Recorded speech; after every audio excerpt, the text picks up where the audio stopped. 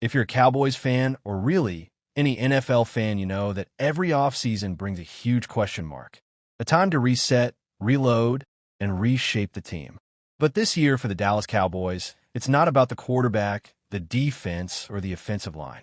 No, this year it's about one position wide receiver, and more specifically, George Pickens.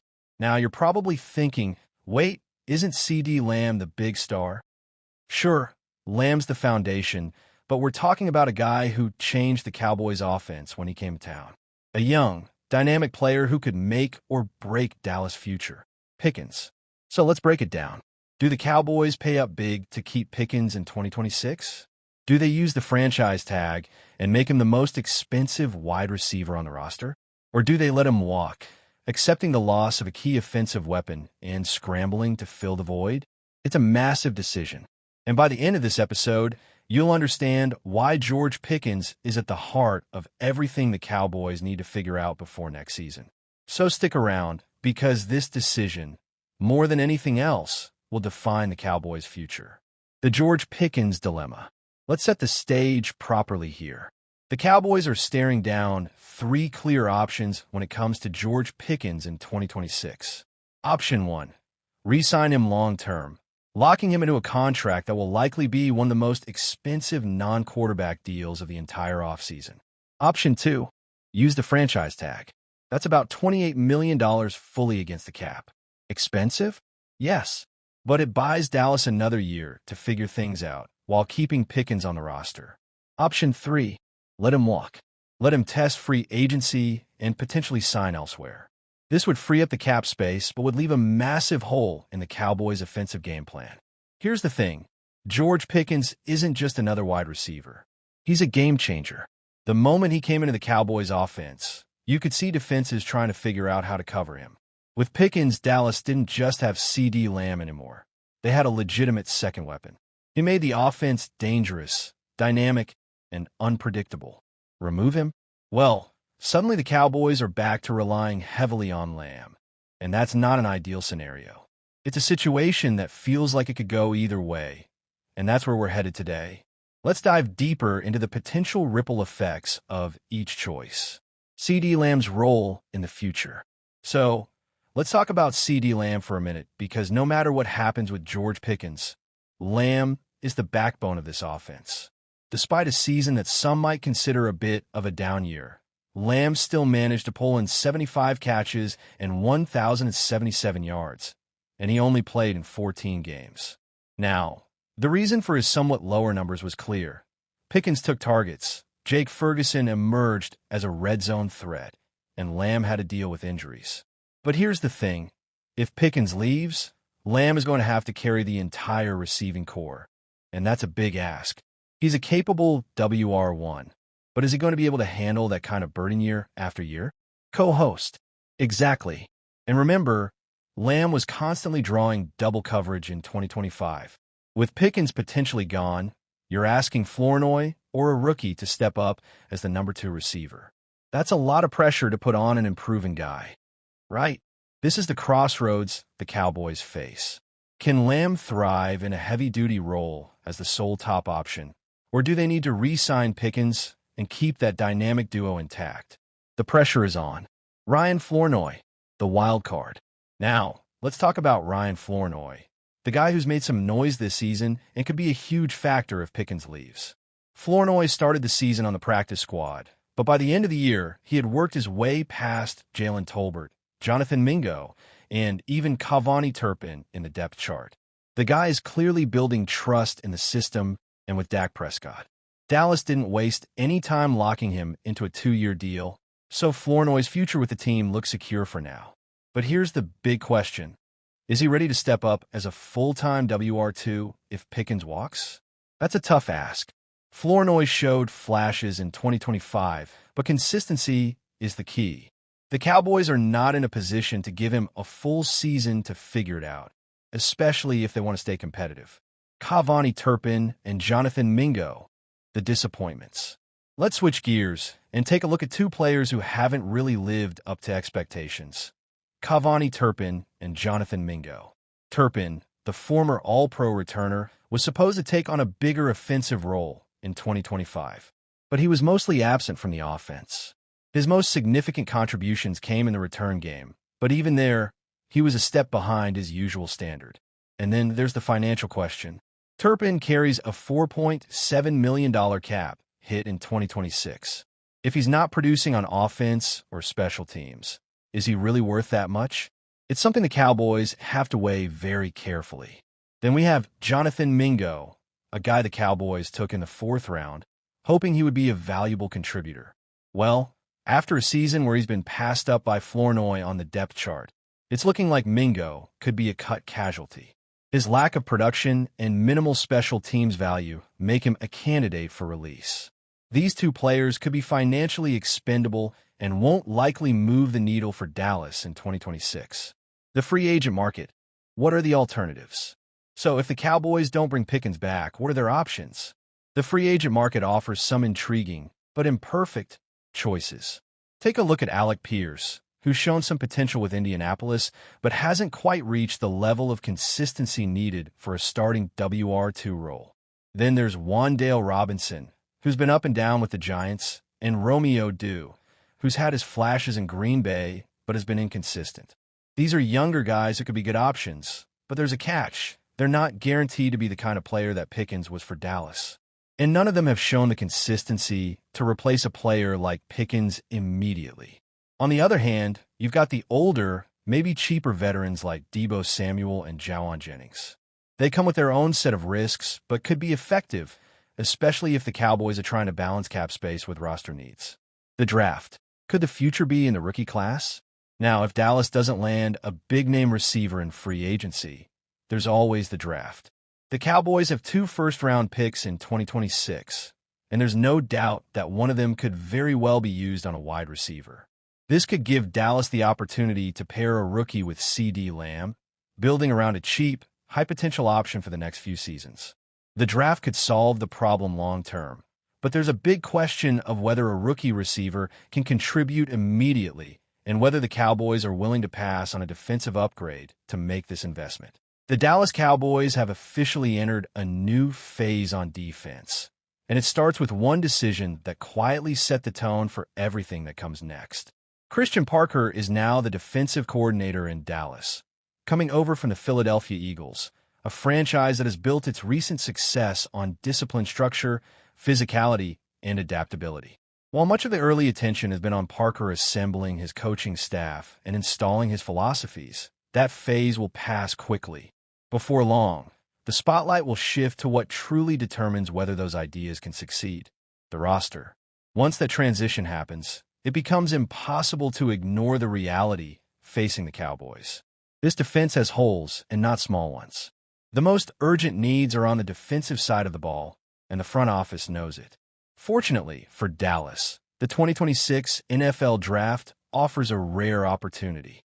With 2 first-round picks, the Cowboys are positioned to reshape the identity of their defense in a single night, provided they make the right choices. What makes this moment especially fascinating is how well the Cowboys' needs align with the direction Christian Parker is likely to take the defense. Parker comes from a system that values versatility, players who can wear multiple hats, defenders who can disguise intentions and execute complex responsibilities without sacrificing physicality. This is not a scheme built on specialists alone. It thrives on hybrids, on defenders who can blur positional lines and force offenses to hesitate. In a recent mock draft by Pro Football Sports Network's TJ Randall, Dallas does exactly that. With their first 2 selections, the Cowboys address the spine of the defense by targeting a hybrid linebacker and a true cover corner, 2 positions that define modern NFL defenses. The names attached to those picks are Arvell Reese out of Ohio State and Colton Hood from Tennessee, and together they represent more than just talent upgrades. They represent a philosophical shift. At pick number 12, the Cowboys are projected to select Arvell Reese, a linebacker who, under normal circumstances, would not be expected to still be on the board. Reese is widely viewed as one of the most impactful defensive players in the class, often mocked inside the top 5. His presence at 12 would require a very specific draft day slide, but as Randall notes, it is not impossible.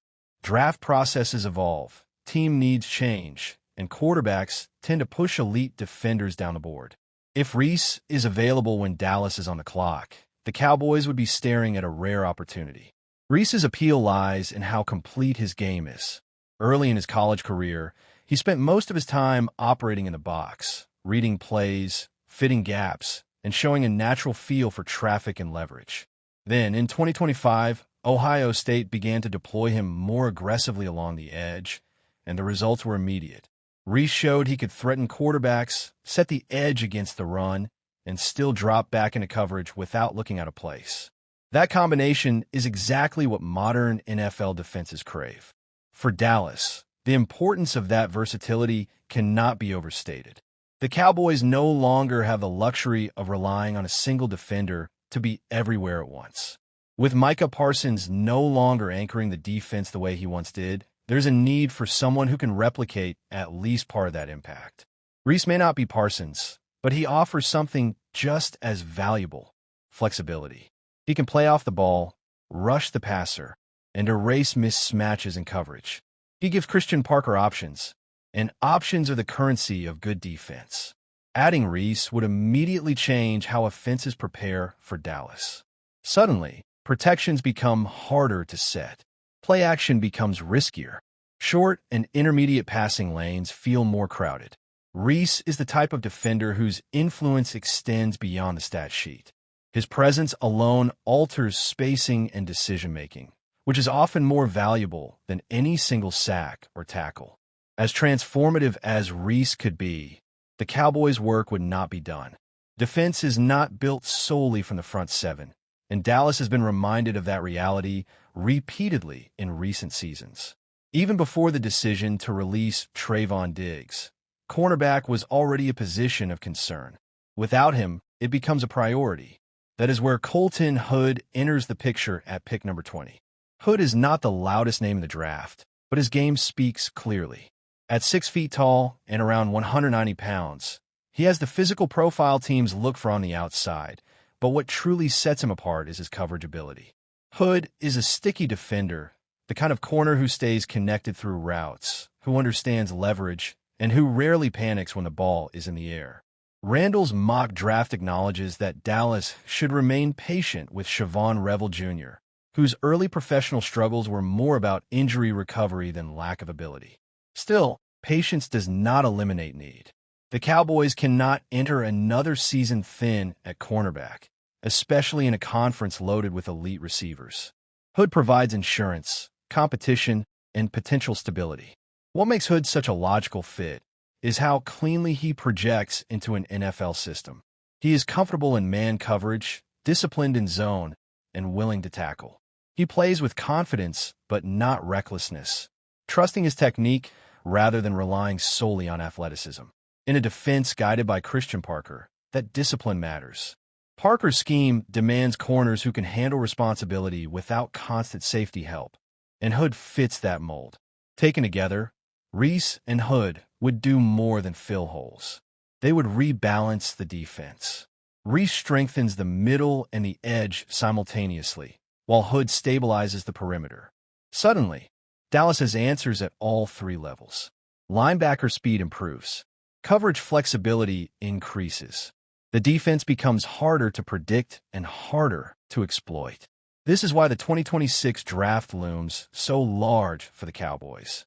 With 2 first-round picks, they're not just drafting players. They are choosing an identity. Investing heavily on defense signals a commitment to winning games with balance, to no longer asking the offense to be perfect every week. It suggests an understanding that in January football, stops matter as much as points. There is, of course, no guarantee. Draft picks are projections, not promises. Reese must translate his versatility to the professional level. Hood must adjust to NFL route runners and passing concepts. But the logic behind the selections is sound and the fit is clear. If Dallas executes this plan, the Cowboys enter the 2026 season with a defense that looks faster, smarter, and more adaptable than it has in years. A defense capable of dictating terms rather than reacting. a defense that reflects the vision of its coordinator and the patience of a front office willing to build from the ground up.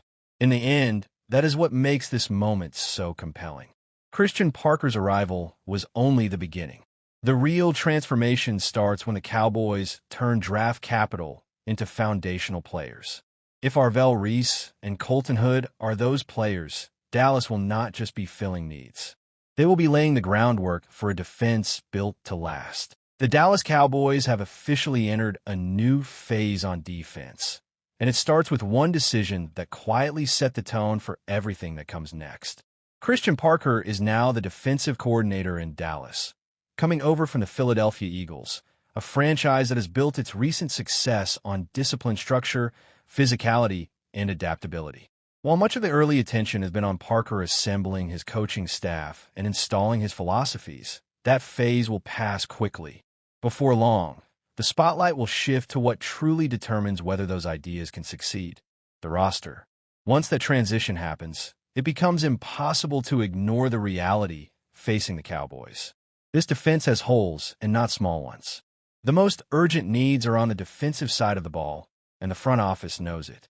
Fortunately for Dallas, the 2026 NFL Draft offers a rare opportunity. With 2 first-round picks, the Cowboys are positioned to reshape the identity of their defense in a single night, provided they make the right choices. What makes this moment especially fascinating